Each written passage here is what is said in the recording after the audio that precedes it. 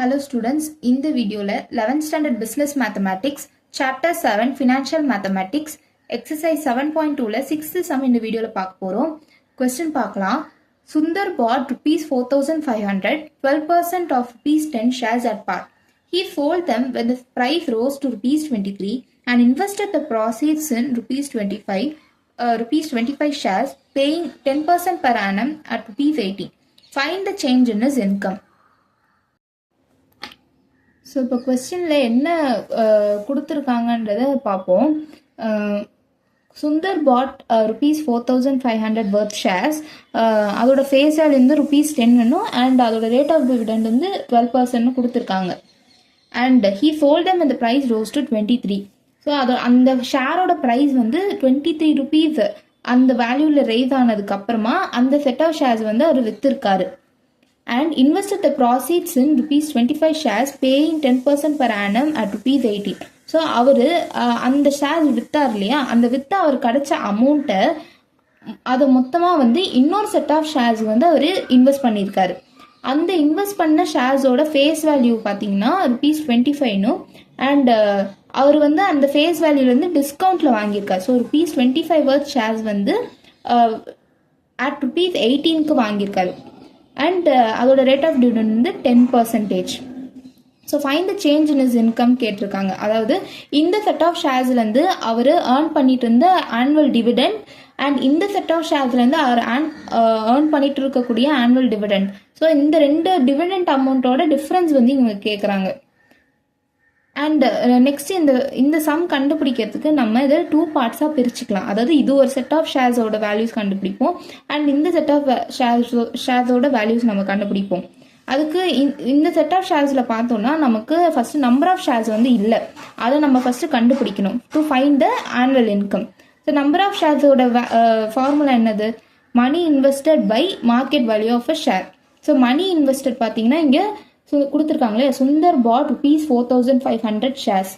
So 4500 worth shares தான் அவர், அந்த அமௌண்ட் தான் அவர் வந்து அந்த ஷேர்ஸில் இன்வெஸ்ட் பண்ணியிருக்காரு. ஸோ அதுதான் மணி இன்வெஸ்டட். ஸோ அண்ட் இங்கே பார்த்தீங்கன்னா rupees 10 ஷேர்ஸ் அட் பார்னு கொடுத்துருக்காங்க. அதாவது அவர் வாங்கும்போதே அவர் ஃபேஸ் வேல்யூவில் தான் வாங்கியிருக்காரு. ஸோ அதனால் இங்கே வந்து அதுதான் மார்க்கெட் வேல்யூன்னு நம்ம அசியூம் பண்ணிக்கிறோம். ஸோ அதனால் டிவைடட் பை 10, அதாவது money invested 4500 divided by market value of a share. So 4500 divided by 10னா 450 ஷேர்ஸ் தான் அவர் 450 ஷேர்ஸ் அவர் வாங்கியிருக்காரு. நெக்ஸ்ட் வந்து ஃபர்ஸ்ட் செட் ஆஃப் ஷேர்ஸோட ஆனுவல் இன்கம் நம்ம கண்டுபிடிக்கணும். ஸோ அதோட ஃபார்முலா என்னது? Number of shares into face value into rate of dividend. So number of shares நம்ம 415 கண்டுபிடிச்சிருக்கோம். ஃபேஸ் வேல்யூ வந்து rupees 10 கொடுத்துருக்காங்க and 12% rate of dividend. So அது எல்லாத்தையுமே நம்ம சால்வ் பண்ணால் நமக்கு rupees 514 கிடைக்குது. நெக்ஸ்ட் நம்ம கண்டுபிடிக்க இப்போ வந்து செகண்ட் செட் ஆஃப் ஷேர்ஸ்க்கு வருவோம். ஸோ மணி இன்வெஸ்டட்ன்றது இங்கே என்னது? அந்த அவர் விற்று அவருக்கு கிடைச்ச அமௌண்ட்டை தான் இன்னொரு செட் ஆஃப் ஷேர்ஸில் அவர் இன்வெஸ்ட் பண்ணியிருக்கார். ஸோ மணி இன்வெஸ்டட் என்னவா இருக்கும்? இதில் அவர் சோல்வ் பண்ணி அவர் கிடைச்ச அமௌண்ட்டு தான் மணி இன்வெஸ்டடாக இருக்கும். ஸோ மணி இன்வெஸ்டட் வந்து is equal to number of shares into market value of a share. So அதுதானே formula. Money invested is equal to number of shares into market value of a share. So number of shares வந்து இங்கே என்ன எடுத்துக்கணும்? First set of ஷேர்ஸோட number of shares எடுத்துக்கணும். So 450 into market value of a share. அவர் விற்கும் போது அந்த ப்ரைஸ் என்னவா இருக்குன்னு நம்ம பார்க்கணும். ஸோ அவர் விற்கும் போது ப்ரைஸ் வந்து 23 ருபீஸ் இன்க்ரீஸ் ஆயிருக்கு. ஃப்ரம் 10 to 23 அப்படின்னு இன்க்ரீஸ் ஆயிருக்கு. ஸோ அப்போ அந்த 23 ருபீஸ் தான் நம்ம வந்து இங்கே எடுத்துக்கணும். So 450 so 450 shares into rupees 23. இது ரெண்டுத்தையுமே நம்ம வந்து சால்வ் பண்ணால் நமக்கு 10,315 கிடைக்குது. ஸோ அதுதான் அவருக்கு விற்று கிடைச்ச அமௌண்ட். ஸோ அந்த அமௌண்ட்டை தான் அவர் இங்கே இன்வெஸ்ட் பண்ணியிருக்கிறதுனால இந்த செட் ஆஃப் ஷேர்ஸ்க்கு மணி இன்வெஸ்டடும் அதுதான். நெக்ஸ்ட் வந்து நம்ம கண்டுபிடிக்க வேண்டியது இந்த செட் ஆஃப் ஷேர்ஸோட நம்பர் ஆஃப் ஷேர்ஸ். இதுக்கு நம்பர் ஆஃப் ஷேர்ஸோட நம்ம ஃபார்முலா என்னது? Money invested divided by market value of a share. So money invested நம்ம கண்டுபிடிச்சிட்டோம். 10,350 divided by market value of share. இங்கே பார்த்தீங்கன்னா அவர் எவ்வளோ அமௌண்ட்டுக்கு அவர் வாங்கியிருக்காருன்னு பார்க்கணும். 25 rupees ஷேர்ஸ் தான், ஆனால் அவர் வந்து வாங்கியிருக்கிறது ₹18. அட் ₹18 தான் அவர் வாங்கியிருக்காரு. So divided by 18.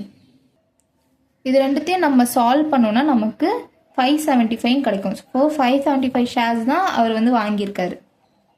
நெக்ஸ்ட் நம்ம கண்டுபிடிக்க வேண்டியது annual income for second set of shares. Annual income formula என்னது? Number of shares into rate of dividend into face value. So number of shares வந்து 575 கண்டுபிடிச்சிட்டோம். இன்டூ ஃபேஸ் வேல்யூ ₹25 கொடுத்துருக்காங்க. Into rate of dividend வந்து 10% கொடுத்துருக்காங்க.